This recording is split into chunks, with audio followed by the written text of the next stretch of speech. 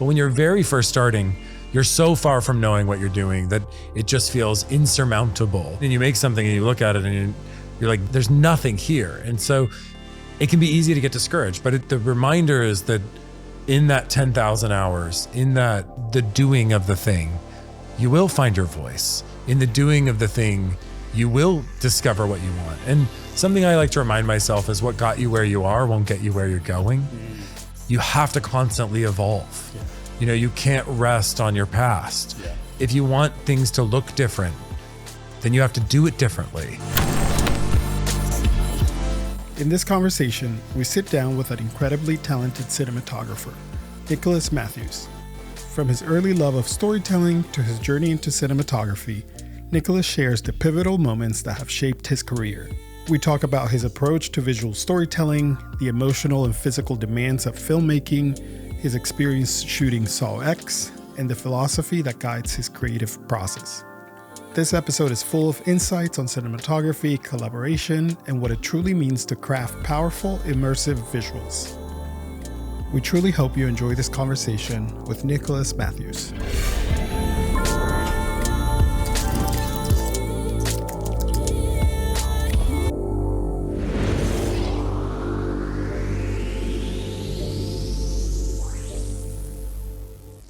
For me, I grew up in a family that was very connected to stories and storytelling. My dad had a master's in literature. And so I grew up with books all around the house.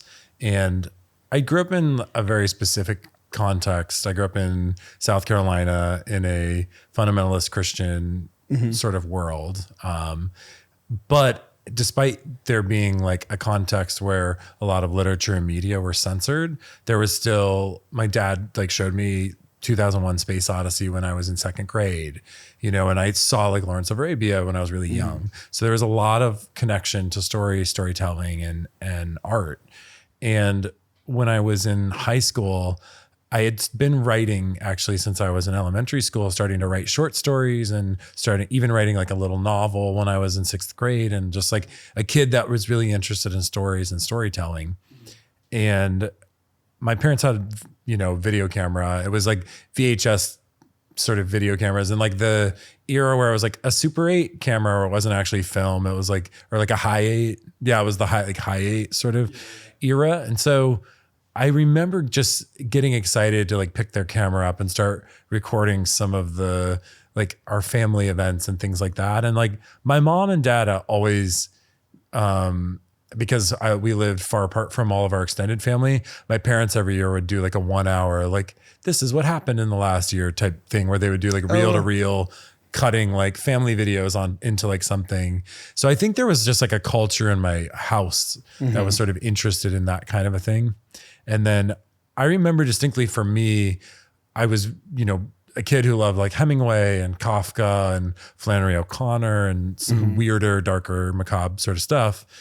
I think probably because of this connection to like, you know, growing up in this very religious home where there's like such a discussion of blood and violence and all that sort of a thing. And basically I watched The Elephant Man, which is like David Lynch's first or second film. And it just left a big imprint on me because the film felt literary. It felt like it dealt with big themes and there was a lot of symbolism in there. And so kind of watching that actually like became a big moment for me where I was like, I want to pursue filmmaking. And I didn't know what that meant and I didn't know what that would look like. And I started making little shorts with friends, and it was all like, you know, we would shoot a shot and then we'd cut and then we would go and find the next angle and we'd shoot that. And so I learned a lot actually about editing and cutting just by like, oh, you can't shoot here and then right here, you know, and cut those two together because the cuts wouldn't work. And since I was doing, you know, tape kind of in camera editing, I learned a lot in that process actually. And then that was the very like earliest sort of moments. And then I can get into more like how I actually got into like cinematography or any of that. I heard you talk a little bit in an interview you did about growing up in a conservative home and kind of that whole experience. I was really curious to hear just how that shaped you into the person you are today, you know, and what were the things that you look back on and go, man, I'm actually really glad that I grew up in an environment like that maybe can be perceived as negative. Yeah. But I'm sure that there were also a lot of things that were great, or that you're glad that you went, experienced in that. I think growing up in the South and in America is sort of a lot of the scars of the US and sort of this kind of, Flannery O'Connor describes it as the Christ haunted South. And there is this sense of underneath all the facade and underneath everything that's, we sort of see in an environment like that, there is this sense of great trauma that's been experienced in that area. And I don't think you can escape that. And I think growing up I grew up in a pretty closed community. It was this place where they told you what you could wear. They told you what you could watch. They told you, what churches you could go to. So it was a very authoritarian kind of space. Yeah. And I think for me, because I grew up in a larger family, I have 4 siblings. My family sort of spans like a broad kind of spectrum of as just in their interests and who these people are. Multiple members of my family are queer. Multiple members of my family are, gay. And so there's this, I think because we all grew up in this context that was very religious and very, frankly, the place I grew up in, I don't think all religious people are this way. And I don't think that all of expressions of Christianity are this, but what I grew up in was homophobic. It was racist. It was sexist. And so I think what I actually do carry from that was each of my siblings and I had to find our own way. We all had to find our own path. And I think it taught us all to be independent. It taught us all to fight for the things that we loved and believed in. And I do think in that context, I also, I learned stories about redemption. I learned stories about morality and goodness in the world. And what does it mean that there are these sort of bigger conflicts at play? And I actually think those stories and sort of, when I'm no longer a religious person. And when I look at the Bible, I read it as a book of literature. And when I look at the stories that are told there, and there is like a lot of primal themes. There are, these have shaped certainly Western culture, if not other cultures. And so I take from that, actually my love of stories, it's embedded in the Bible, Christ is somebody who he delivers stories and they're parables. There is very much something that explores that. So it actually became, for me, a way to explore story. It became my very first way to explore symbolism. Became my first way to understand foils and literature and contrast and the way that things sort of played. And then as I would sort of discover some of my own interests, I actually think already I was I was already interested in the weird, the perverse, the dark, the sort of, I think when you tell people you can't do that, it pushes. Oh my God. Way. Yeah. When something's off the table, boy, does it become so compelling and fascinating and interesting. And I wasn't allowed to go to movie theaters until I left home. And so my first movie I saw in a theater was in college. Wow. And so I think there was actually this sense of the little bit of, that rebel, that rebel inside of me that's no, I don't want this. It did actually it did prompt some of that. And I actually think a lot of my interest in stories do come from that period and that era. And I have a mother that, my mom's deaf, and I have an older brother who was a musician and studied in a lot of prestigious universities as a musician. I have a brother who was in the army and served overseas. And so there's a range of people in my family. And I think watching all of us sort of navigate this context was in a way getting to live through someone else's eyes. And I think that's what stories allow us to do. Yeah. It's a vehicle for empathy. It's a vehicle for exploring another life. And so, yeah, those are some of the things I actually take from that period of time in my life. It's just interesting to hear then throughout your life how those early experiences really shape you and really inform how you now see the world. Yeah. And I think, I kind of moved from one very religious environment into another. Cause there was a big sort of turning point in my early, like when I was in middle school, basically, like there was a member of my, there was a member of my family who committed suicide, and I've had a few people commit suicide in my kind of world. And all that happened sort of in this time period where, I had gone through a move where we like moved from one sort of Christian fundamentalist place in South Carolina. For those that know, it's Bob Jones University. So it's like they're in that sort of sphere. And I moved from that. And then my dad got a job at the Creation Museum in Kentucky, the people that built the Ark, and that. So, and it was a shift in terms of like, they were different in terms of what they held some similar tenets, but it was very much a different culture. But in both of those, I actually joke around sometimes that I'm like working with and being around like Christian minister figures in American culture and American sort of, worlds where they are people who sell ideology. They're people who make their living off of books and off of merchandise, even though it's presented in another context. That actually prepped me for working with celebrities, for working with, talent. And because there was a sense of like self-determination and sometimes narcissism that you would face there. And you would also see like, it is very much a patriarchal world.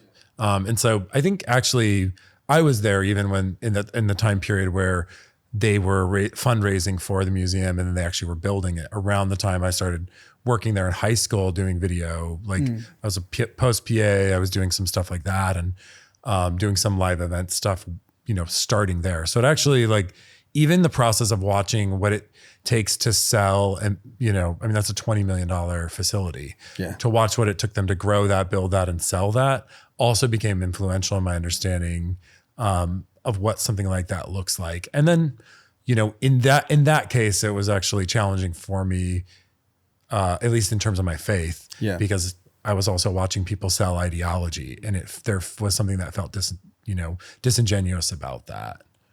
Yeah, and sometimes watching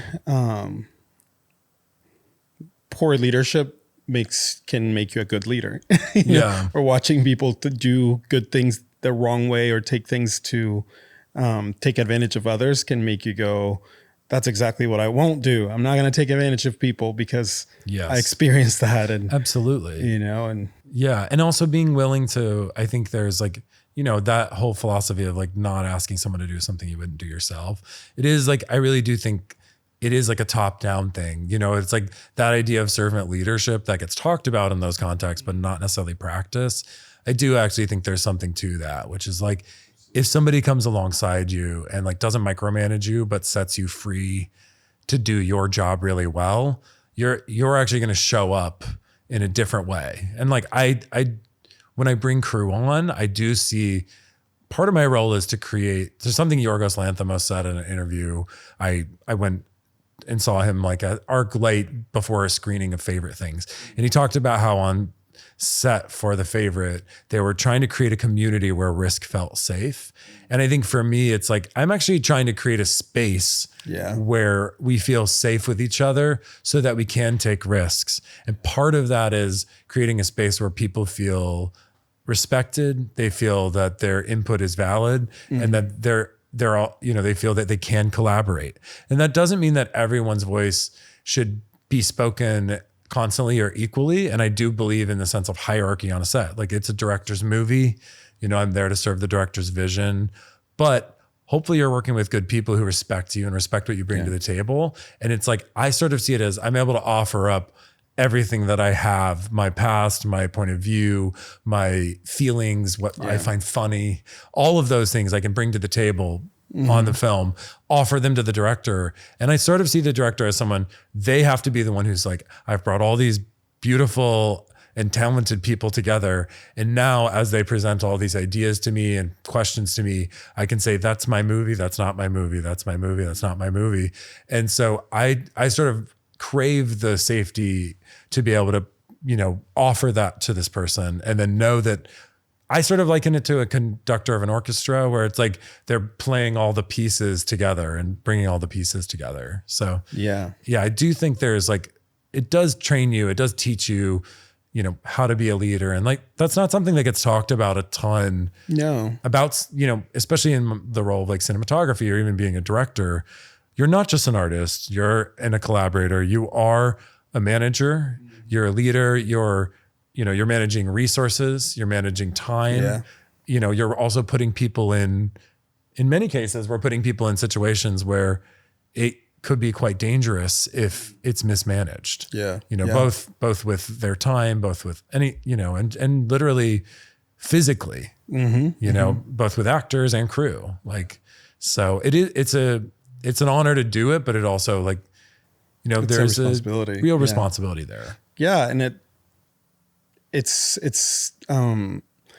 when you want to, like you were saying, create an environment where people feel safe to bring up ideas and to share, you know, that's when the best movies get made, because you get a group of people who are great at what they do individually, but then you bring them together and create this place where it's like, okay, hey, share your idea. Like you said, the director might go, hey, that's not the right idea for this moment, but you feel like you had a voice, you know, to bring in that moment. And there's a great feeling, you know, when people feel like, okay, I contributed something to this. And I think, yeah. And I also know that for myself, when I start to feel like micromanaged, or, you know, you start to wait for someone to tell you what to do.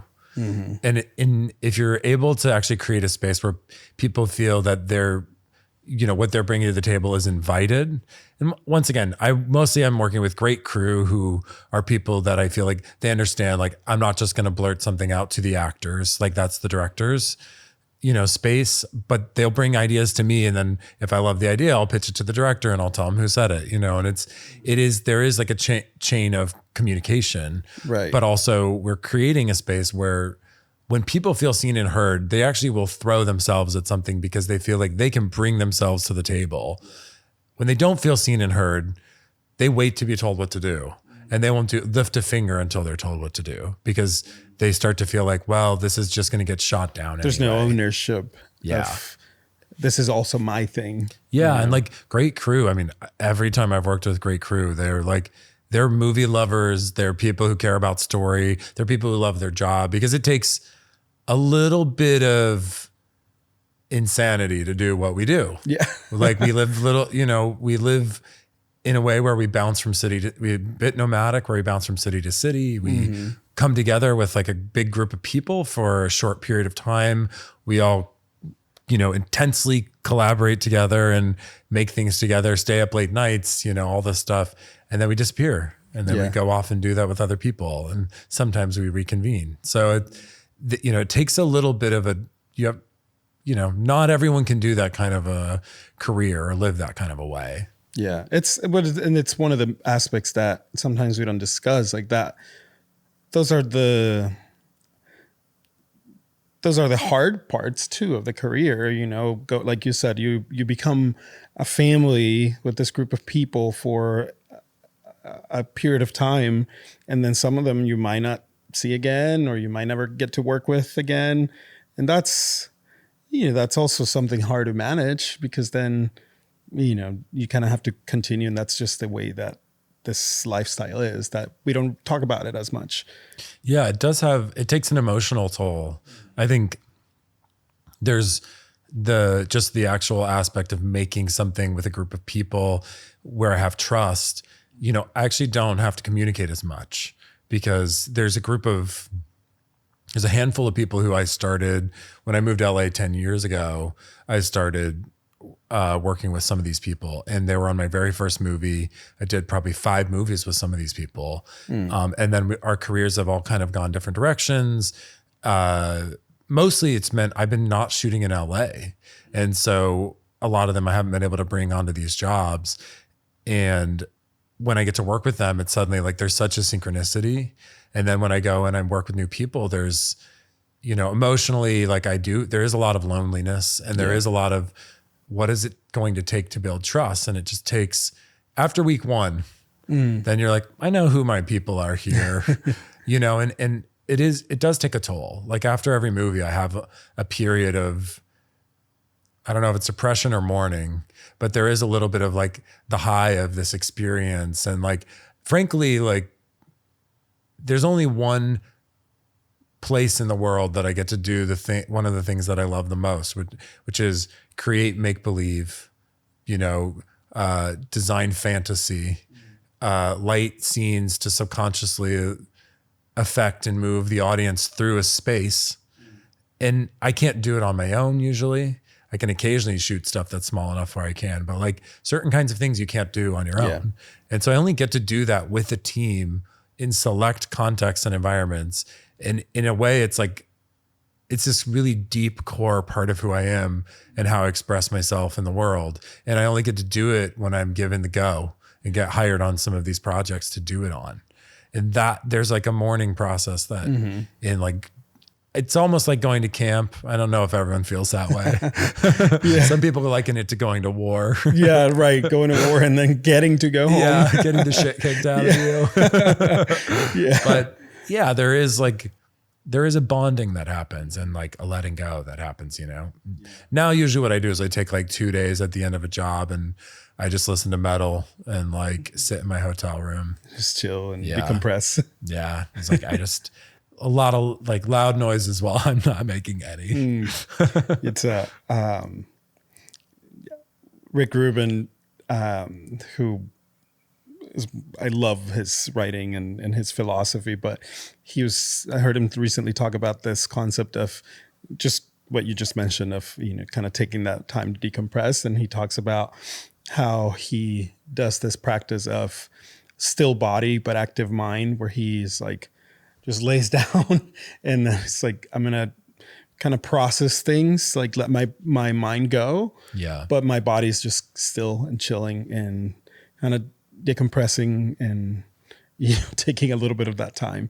Yeah. So that's an important practice that I guess we should all really think about implementing more, where it's like, it's not fully just resting, because I think creatives, I know I'm that way, but sometimes I feel like rest means being unproductive. Yeah. And I have to fight through that because I'm like, no, rest is just as valid. But even thinking through ideas like that, where it's like, hey, I'm going to take 2 days to kind of decompress, put on my headphones, let this settle before I move on to the next thing. Yeah. And I would say I've found like every movie I've done, it takes me weeks, if not a month, to like recover, like the physical stress on my body. And I did a run of movies where I did Saw, and then I was back home for like a month, and then I went to Georgia and did another like 2-month movie. And so I was away from home for like that period. I was away from home for probably 6 months. Wow. With like scattershot, being back. And so there was like emotionally the challenging aspects of that, but then also just physically on my body, it took me some months to recover after doing both of those movies, because there were a lot of overnights. Both Saw and this movie I did right after at Bone Lake, we were doing 6-day weeks. And so there was also the physical toll of like, I love doing 5-day weeks on movies because one day I rest, one day I prep for the next week, and then we shoot the week, and then we roll. When you do 6-day weeks, you're like constantly trying to prep while you're doing that. There's no rest. So yeah, it actually does. I think learning to rest has been like one of the biggest things in the last 10 years that I've had to learn. It's like taking up self-care practices, whatever it is for you, whether it's yoga, meditation, like hiking, journaling, whatever. When I go away on a job, like I try to be very intentional with myself about what are the things that are going to feel restorative for me? Because a lot of my work, it takes me away from home. Almost nothing in the last, I've only worked in LA once in the last 2 years. It's all been Georgia, Mexico, Chicago, Vegas. It's all been out of state. And so it's a lot of time alone in hotel rooms. So some of it is like, I'm going to have these like slivers of time. And my anxiety is like more pronounced when I'm on jobs because, I'm like, my brain is firing on a lot of cylinders. So I have to take intentional time. For me, it's like meditation and yoga and like working out. Those things have been ways to let go. Or I'll go for long walks and just like listen to podcasts or music. And like, especially if it's a city I don't know, I actually just love observing people and being a bit of a voyeur. I think like everyone that does this has some degree of being like desire, they're a bit of a voyeur. Like if you're a filmmaker, you like looking at other, because like it is an observational craft. No matter how subjective we try to make storytelling with a camera, it is still looking at another human's experience and trying to figure out, even if you're subjectively doing that, you're trying to empathize with where that character is at and how would I use a camera to express that feeling. So there is like still like a bit of a voyeur thing, and just wandering a city. And Mexico City is a great city for that. Yeah, truly. It's probably, because it's funny because when you were shooting in Mexico, I don't know if you remember this, but I was probably like, oh man, and you're, because I love Mexico City. I try to go there somewhat when I can, and I walk a lot there. Yeah. Because it's just the architecture and like people watching and looking at people in a completely different context of life. It's super refreshing, and it really, I think, what you're talking about is something that I personally had to, and I'm still working on these other things that, again, going back to that idea of like, oh man, if I'm going for a walk, I'm not on my computer working, or if if I'm going for a hike or going to a museum, whatever that is, or taking just the time to listen to music and rest. And I'm not listening to a podcast. Like sometimes I go through these times where I have to, and in my case, having kids helps a lot, but I still have to be very intentional about, okay, it's okay to chill for a day. And it's actually good for you. It's actually better for you to take that time and rest and see the world and go for a walk. I'm glad that you're talking about that, because it's a part of it's a part of the being an artist, and especially in this type of career that we don't really discuss as much. And I do think that if you're not able to, like, resting is also where a lot of your ideas will come. Because if you're actually actively in a project, like if I'm actively working on a project, I am experiencing films in a different way, and I'm experiencing it through the lens of that project typically, or I'm trying to like just shut my brain off and get away from what I'm working on and not think about it. But in rest, like in those moments, I'm actually able to let go enough that like new creative ideas can start to flow. And I think cinematography is kind of a weird inner craft in the sense that it's a collaborative craft. It's something that typically relies on a script and on a director. And I do, for me personally, I do derive a lot of creative fulfillment in working with other people. And that sort of part of the process actually really excites me. And I love working, like I actually love being around directors. I love hearing how they view the world. And I always see every film as, it's a little bit of character study of the director as well, where I'm like, if I get to understand who you are as a person, I'm going to actually understand what you see this movie as and what you see this story as and how it fits into your life and your world. But I do think, like rest becomes sort of one of those things. Like I can't do my job without other people. So I think sometimes I feel like I'm waiting around, and that's when it gets hard. But when I'm actively on something, that's when I actually find I have to really prioritize rest, and I do fight for that a bit. And even with the last movie I did was with a really close friend of mine, and she and I are both, we will just grind ourselves into the ground. But you can't work 2 months, 6 days a week straight, and not take any time off. You can't have that seventh day be a day where, great, we were working with all the other crew for 6 days. Now on our seventh day, we work together. You just can't do it for 2 months. Your body will shut down. So we had to have that conversation with each other and be like, no, actually we have to prioritize our rest in order to do this well, because we have to show up when we start shooting rested. So yeah, I do think it's important. Have you experienced burnout before? Yeah, I mean, I would say I've had multiple periods of burnout after movies a lot of times, because I'll go, I throw myself completely into the project. It does feel like something that I want to do, and it does feel like where, I fully invest, but I also shoot a lot of films that deal with darker subject matter.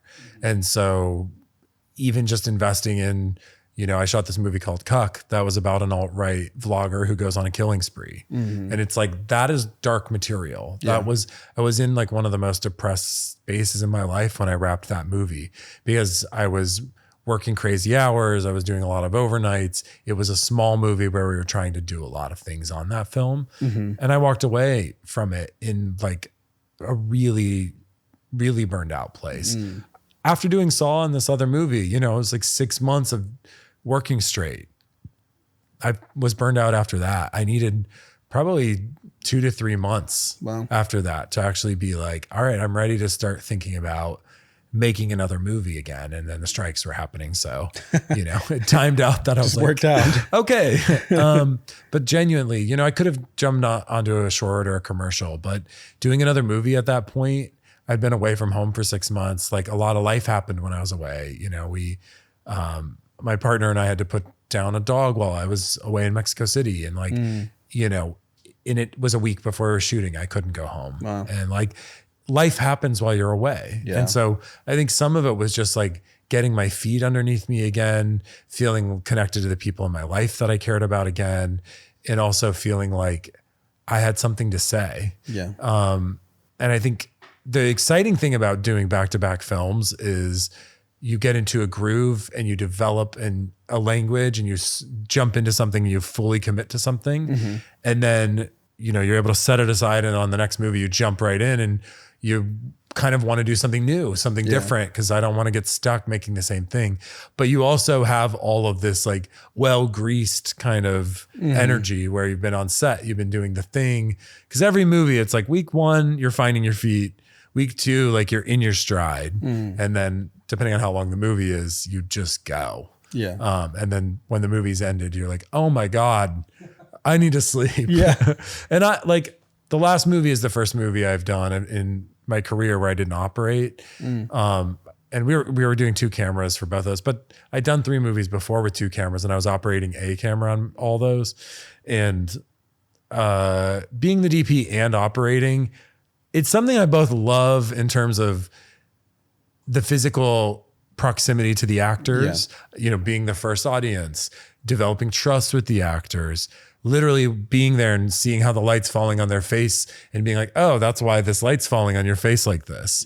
But then also just the physicality of handheld operating and doing is like, it's its own thing. Adds another element. Yeah. And when I'm operating, I'm like, like yesterday I was operating under rain towers, and like where I was shooting stuff where I like had the camera, down by my hip. And I'm like, people are asking me, oh, do you see this? And I'm like, I'm looking at a monitor through a piece of plastic that's being hit with rain.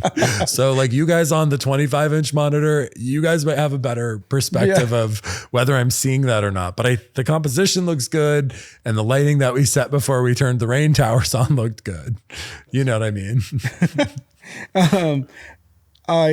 You said that before that you wanted to make films about the human experience, films that ask a lot of questions, bigger movies about just what life, that question of what is life. Does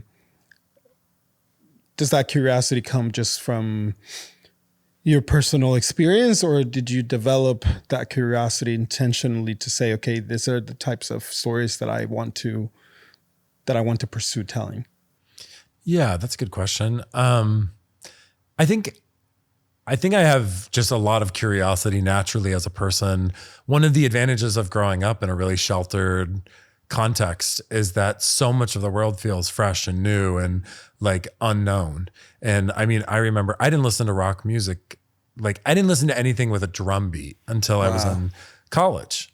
because it was perceived as wicked or perverse or satanic in the world that I came from. And so once again, there was a lot that was not available to me. And so as I was growing up, I felt like actually I love turning a corner into a new world that's a completely unknown space or an unknown community or an unknown point of view. And I do have just genuinely a lot of curiosity about who we are, what we are, why we are. I don't have a lot of answers, but I think there is like a large amount of curiosity. I'm very fascinated by, I think a lot of my fascination does come from my background. It does come from being, watching people who are queer navigate queerness in like a space that doesn't allow for that. It does come from growing up in the South and, watching the ways in which my experience as a white man was vastly different than my friends who were of different cultures or different genders than me. And so as you're watching people navigate and explore their own individuality and their points of view, I think that became something that was really fascinating to me. I've also experienced, there's been a decent amount of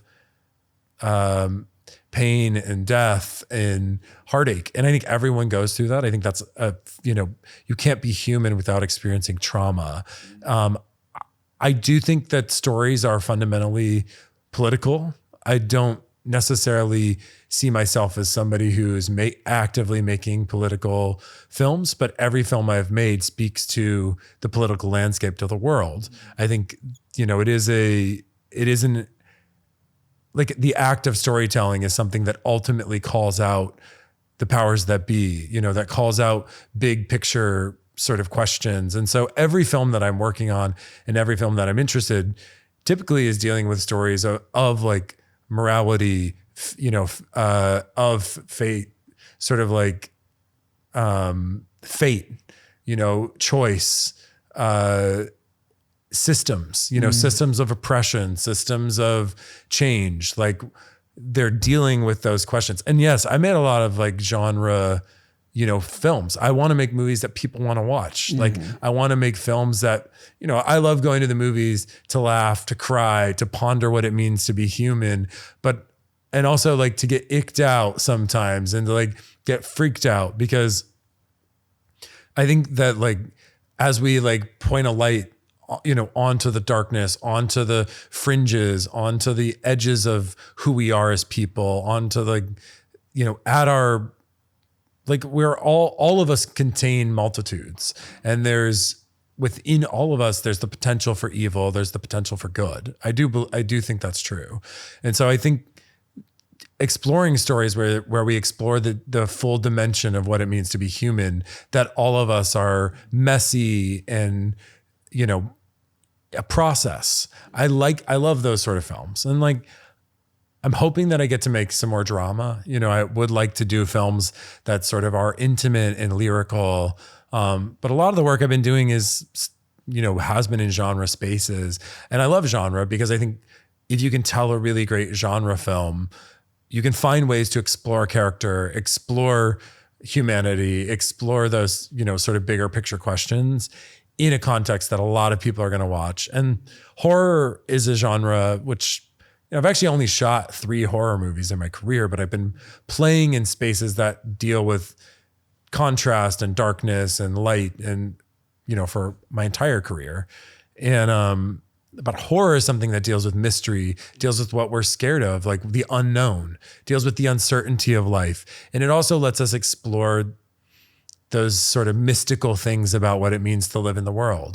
That life isn't just ones and zeros, that life isn't just chemicals and molecules, like that there's something more at play, and that there's things that defy what science and observation can observe. There are things that are bigger than that. There are things that are more than that.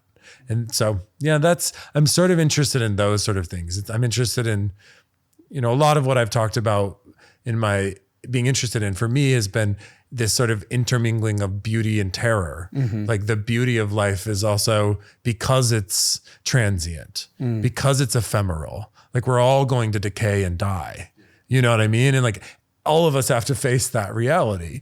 But then there is like a beauty in this sort of like these moments that are constantly escaping us. Yeah. So it's the reality of the human experience. yeah. There's beauty. There's, like you said, there's dark times, there's pain, suffering. And ultimately it just makes you a richer person. You know, you have more richness inside of you that you can then pull from as you're telling your stories. Because you had another quote in that document you sent me that said, your greatest asset as a storyteller and filmmaker is your unique, specific way of looking at the world.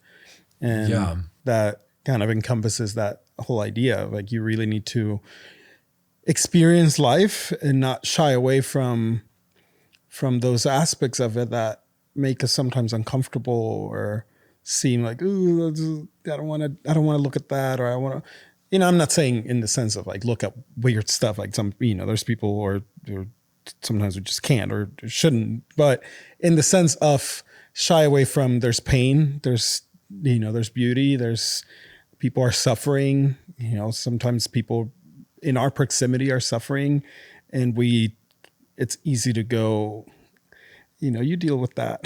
You know? Yeah. And I do think like you know, there are stories that one of the beauties of being a cinematographer is that in a way I'm the director's eyes. And so I think one of the beauties of that is actually I can work with a lot of different people and like people that come from a lot of different backgrounds. And actually I'm able to explore the world and their world and sort of embody that in a way. But I do genuinely think that, you know, the life you've lived, the art you've taken in, the stories you find compelling, the, you know, the causes that matter to you, the things that you're concerned about in the world, the issues that concern you and that you care about, you're uniquely primed by all of those things to put a camera in a specific place in a room to capture the experience of that character, you know? And I do think that's kind of the beauty of it, you know, and it's also why I actually love that I'm telling stories now, because we are in an era where it feels like that can change. Yeah. It feels like we can have new storytellers from different points of view, from different walks of life, begin to speak to their communities and their experiences. And it's very exciting to be a part of an era of cinema history where that's beginning to happen. Yeah. And those sort of spaces are opening up. Yeah. Yeah. We focus so much on the scary aspects of technology and how it's evolving and changing the world so quickly. And I mean, even with AI and all of this, but the beauty that also technology allows us is that it makes, in this case, storytelling more accessible to people in parts of the world that would have never been able to have access to a camera or to edit a little thing. And I mean, on phones, and that just was not possible even 10 years ago, almost, you know, like things are changing again so quickly, and it can be scary, but then it's also beautiful to see. I was watching this, my friend sent me this TikTok video or it was something, and it was so weird. Like, it was like this weird experimental film almost, and it was 2 minutes long or something like that. And it was just this really odd story of these guys, and the camera just kept doing these weird things, and it almost made no sense, but it was also so fascinating that I was like, man, this is really weird, but to the point that it's just beautiful, you know. And my friend sent it to me, and he was like, what do you think of this thing? He's like, I'm kind of like blown away by it. And I watched it and I was like, man, I'm confused. I don't know what to think of it. I was like, I need to watch it a couple times. But we started talking about like, how cool is it that now with a cell phone and TikTok, people are telling stories in a way that just was not possible, you know, in recent years. Yeah. And even you look at like, you know, current world events, we're given access to the perils of people that we would never know about, you know, and because we're not living in an era where it's just mass media. So it actually allows for the individual to have a voice to the world. Yeah. And that actually like changes the dynamics of things. Well, history is typically written by the winners of a given conflict, or so those are the stories that we usually know. It's like, oh, this is what happened. So now that has become where we can see different perspectives, and along those lines, I was looking because you sent me that document. I thought that was really interesting, and it's kind of a collection of quotes and that you've put together, and you kind of added your own annotations, and thought it was really interesting that you started the document with that Ira Glass piece about taste, and how when we get into this because we have taste and we see things that we like, but then we just don't know how to make them. And he talks about the gap of what you like, what you want to make. You just can't yet, but you just got to keep going at it until that gap begins to close. I was curious as to why you even chose that quote, and then also how have you felt that you have intentionally closed that gap in your career? Yeah, that's great. I think for me, like, if right in the beginning, when you first start doing anything, there's so many challenges that you face, and it can be easy to get discouraged. And I know, as someone who loves great cinema, who loves great literature, when you first pick up a camera, you just don't know what you're doing, and there's a lot that you have to learn technically. And then in a way that has to become second nature, so that you can put it all to the side and make creative choices and not live by the rules. And it's sort of, if you're somebody that reads all of the manufacturer specs and all of these things, you're going to get lost in something. Mm-hmm. So I think for me, part of why I built that document as something that I like to share with undergraduates and graduate students. It's a collection of, ASC members and cinematographers talking about what is cinematography and why is cinematography visual storytelling. But I wanted to remind all of those students, and for myself as well, I find the quote inspiring as well, because when we first start out, we're so far from making that film that, I'm not making, like, when you first start out, you're not making, something that Tarkovsky made. You're not making Andrei Rublev. You're not capable of making that sort of a film. You don't know what you're doing. You don't know how to tell stories. And so it very much is like, but you came to this because you had a passion for storytelling, or maybe you came to cinematography because you had a passion for the ways that cameras can show people, and the way that cameras can capture places and feelings and space, and the way that light can change. For me, like, this is really fundamental to me, is like the way that lighting in a room can change everything about how you feel about the room, the way that the darkness feels, or the way that it's lit, and that goes in an interpersonal context as well in a movie.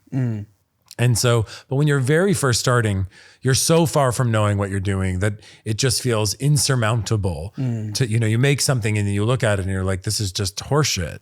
You know what I mean? And you make something and you look at it and you're like, there's nothing here. And so it can be easy to get discouraged, but the reminder is that in that 10,000 hours, in that, the doing of the thing, you will find your voice. In the doing of the thing, you will discover what you want. And something I like to remind myself is what got you where you are won't get you where you're going. You have to constantly evolve. Yeah. You can't rest on your past. Yeah. If you want things to look different, then you have to do it differently.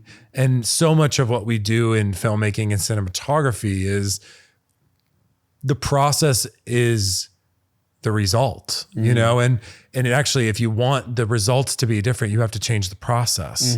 And so it's actually getting very granular about what you're doing and figuring it out. And, that's using every part of the process at your disposal.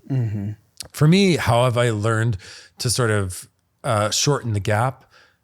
A lot of ways. One of those was to be, I spent a lot of time studying other cinematographers' work, studying movies, reading about what they did and why they did that and how they did that. Looking at painters, and looking at consuming a lot of art. Consuming is maybe even the wrong way. I'm not eating it. It's like taking in and exploring and looking at these pieces of art and reading. Like those have all shaped me and changed me, as has, the nonfiction and the sort of just the self-growth that's happened along the way. But in that process, for me, it started very small. It was me with a camera shooting self, tests with myself, lighting myself, using, my first little kit of airy, two tweenies and a inky or whatever, right? And setting those up and seeing, what happens if I change this hard light and soften it up? Oops, I burned through the gel.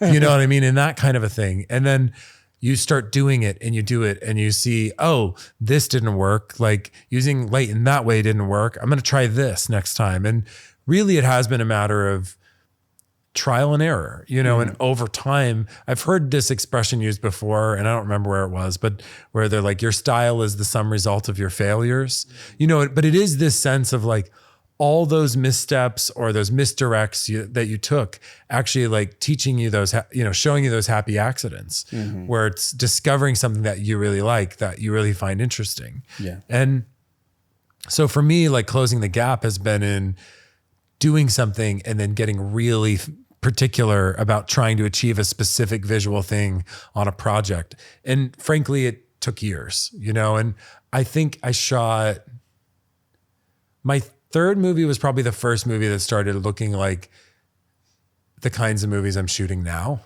But I still have my old, shorts that I made when I was in college, and there is something there that's the core in terms of how I was creating images that's still embedded in the work that I make now. It's just over time doing it again and again, I've become, much more articulate and elegant in the ways in which I make those images. And some of that has been, I think the first 90% of figuring out how to make and photograph images is actually there's a large amount of work that can happen very swiftly as you learn things and try things and test new filters and new gels and new lights and new diffusion materials and start thinking, what happens if I put the light on the far side versus, the near side of camera? And as you start playing with that, what happens if I do source-based lighting? And so everything's based on practical lighting. And then you build around that idea. What happens if, so you start playing with these things. What happens if I only shoot wide angle? What happens if I only shoot oneers? What happens if I only shoot close-ups? Yeah. Or there's one close-up in a sea of wide angle shots. What does that start to mean? And so as you practice, as you play, you start to find new things and you start to hone your voice. And as long as you don't just get stuck doing the same thing again and again and again, you'll grow, you'll evolve. So I think it does come from just that pursuit. And in the beginning, it started from a place of perfectionism and from a place of sort of self-hatred and self-doubt and and frustration. And I think I was motivated by feeling like it was insufficient. And I still feel that way. I talked to a friend of mine about this the other day where I was like, one of the worst things I can do for me after a day on set is to look through the stills that the DIT might have sent me from the day of work, because my brain has been primed by that day of working to look for my problems and my errors and to problem solve and to fix and to change. But at this point, you're just seeing images and you can't problem solve them. You're going to get into the grade once the movie's cut and you're going to massage and adjust and change and, create flow that works for the movie. But if you do it right away, you're just going to look at your problems or your imperfections. So I do think it's somewhat is learning to be kind to yourself, learning to accept that nothing will ever be perfect, to learning to accept that, learning to accept that growth is progress, and then also recognizing that, when you're a student, you're like, oh my God, I hope I make the student film that changes everything.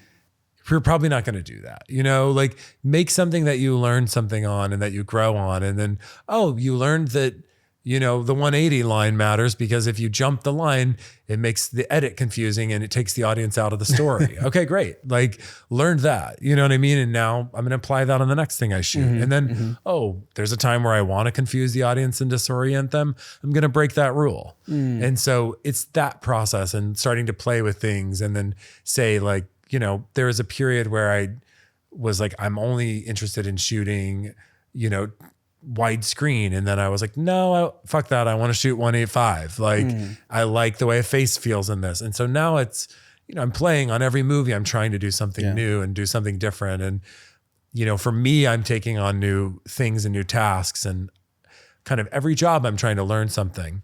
I think the biggest thing that I kind of extract from that is you mentioned growth a few times, and there's no staying static. You're either growing or you're regressing, and I think it's important to intentionally and consistently be looking for ways to grow. Like, if you're not on set and you don't have access to equipment and a camera to go maybe do lighting tests, well, then you should be reading, and then you should be listening to things and talking to people. Like, there's always ways that we can grow that don't, yes, if you can do some things with equipment, great. Yeah. But it's not the only way that you can grow, or only looking at and watching film related, content or even films. Like, there's other ways that you can grow. Like, look at old movies, like you're talking about Lawrence of Arabia and, Space Odyssey. Like, these are films. Space Odyssey maybe is a little bit more popular, but like Lawrence of Arabia, that's a film that majority of people haven't even seen or touched because it's not relevant. But when you watch it, and I haven't watched it in a while, so I'm speaking to myself, but when you watch films like that, you realize, man, there's the beauty of the language and the richness of the visual language was there however many years ago they made that film. And the way that stories are told, and even editing, like there's that famous shot of the blowing the matches, I think it is, right? Yeah. And how it cuts, the entirety of the language almost is there. It's just, we've progressed with technology, and, the world has evolved. So a lot has changed, but in the essence of film was there 60, 70 years ago whenever they made that film. And part of it is also interacting with new voices and sort of new artists. Yeah. And like, I know when the pandemic first sort of unfolded, I was like, well, I know I'm not going to be working for a little while, so I can take this time to be like, all right, I actually don't know Claire Denis' work that well. All right, I don't know Agnes Varda's work that well. And I was able to sort of jump into these filmmakers and be like, I'm going to sit here and watch your entire catalog of movies. And now I can have form an opinion about your work, know what speaks to me, what doesn't. Yeah. And then I think being able to step away from film, like there have been times where I don't work for months because I'll do a movie and then it'll take a while before another movie happens. And I do some short form, but frankly, music videos don't necessarily translate to the kind of work that narrative tends to be. And commercial work, you're just serving a different function. And so sometimes you get to do very creative, cinematically compelling images on commercial work, but a lot of times you're making images that sell a product. Yeah. So I do get to learn camera techniques and try out new fixtures and lighting in those contexts, but it's not the same as like, oh, I have to shoot like an 8-page scene at sunset, or, oh, I have to shoot, a sexual situation between two characters and figure out how to capture the eroticism and intimacy of that. And those are unique challenges, and so I do think some of it is you build this bank of knowledge as you like spend time thinking and exploring. And then, as you get into every film, you sort of take on that challenge and, all that sort of soft work or whatever you want to call it, that's sort of like not direct. There's no direct correlation between reading, Octavia Butler and then making a movie, but there's an indirect correlation of familiarizing yourself with a science fiction writer who had something important to say about the world, and then you going and making work that's in a science fiction world. You know what I mean? And that's going to influence your point of view and how you think about things. So I do, I really think finding ways to grow in every aspect of your life, you know, is so valuable in this in this. Yeah. One of the quotes or the thoughts that you had in the document that we were talking about that I was thinking about was this idea of subtractive thinking and less is more. And I was curious, just to hear from you about that philosophy and how you apply that to your work. Yeah, it's interesting because I feel like now with LED, you know, just speaking in terms of color palette and in terms of what you can do, the answer is anything. Any color you want. When I first started shooting in, you know, even 10 years ago, LED was very insufficient. It was bad, you know, CRI. The lights weren't very bright, and you still could only get at most bicolor. And now you can do anything, but that doesn't mean you should. And so I actually think, like, when I started out, having to spend, you know, $125 a roll, like every gel roll I wanted was that. And on a little $200,000 independent movie that has, you know, is being shot in 15 days, you don't get to have every gel that you want, you know? And so actually part of where I come from with this idea of like minimalism or subtractive thinking is maybe taking away light is the answer. You know, maybe it's a single source. And then there's nothing else, you know, that's part of it. But also some of it is being very limited in your color palette. If every color is there, then your eye doesn't know where to go, you know, and if you want to create visual contrast in a film, you have to limit what's on screen. And so, you know, say you're living in these like very earthy tones. Suddenly when you go, you know, out of these like burgundy, amber, you know, sort of deep green kind of, you know, earthy tones, suddenly when you break out of that and then you go into something that's, you know, starkly red or something that's completely this sort of like pale blue, that has meaning within the context of the movie that you're telling. And so I do think it is about crafting your palette. So much of what we have to do is actually take things away and limit what is on screen in order to control the way in which the audience moves through the film and the narrative. So I think that's part of it. Another part of it is just literally using negative fill and stuff like that in order to take light away. You know, so much of it for me is like, I love steep contrast and heavy fall off in the images that I craft. And so some of it is also trying to find ways to, you know, take light away and shut lights off. Usually when I go in and on a scout, it's like I shut all the lights off and then take photos. Because I'm like, I want to know what it looks like without anything on. And then, we can turn on these, but I'll probably turn them off on the day anyway. And then I think part of that is also, you know, finding ways to keep the process simple. Every director I work with has a different approach and a different take and a different way of going about things. But I've worked with directors where we don't have a shot list. You know, that's scary because you're like, oh, am I going to have all the resources I need? But if you say, we know these are the lenses we have, we're going to limit it to 3, you know, or we're going to limit it to this specific gear, suddenly actually a lot opens up because you're like, we're going to build images that we can do with this amount of gear. And actually some of the most compelling images I've ever made in my career were done with a crew of 4 people in Japan because we only had what we could fit into 3 12 pass vans, you know, and that had to fit all cast, crew, and gear. Wow. And so and like that was a job where I didn't see the locations till we shot the project. So we would block the scene.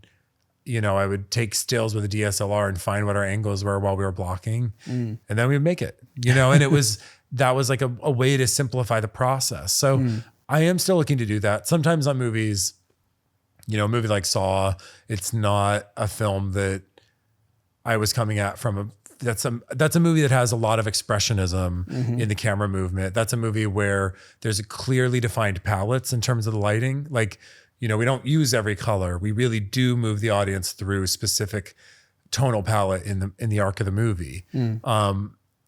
But I'm also using like a lot of fixtures to do that, and creating, I have a lot of control, but I'm very much limiting what we're doing on screen in the process. But yeah, so I do think this like sense of like, less being more, like, can you do it with one light? Can you shoot this scene? If you were doing this scene in one shot, what would it be? Can you combine, shot? But every movie has its own style. Saw, I think there was 4,000 cuts in the movie or something crazy. So that's not a Warner movie, but another movie, like, you're going to be like, let's shoot this all in oneers, and then we'll have scenes where we break out into coverage.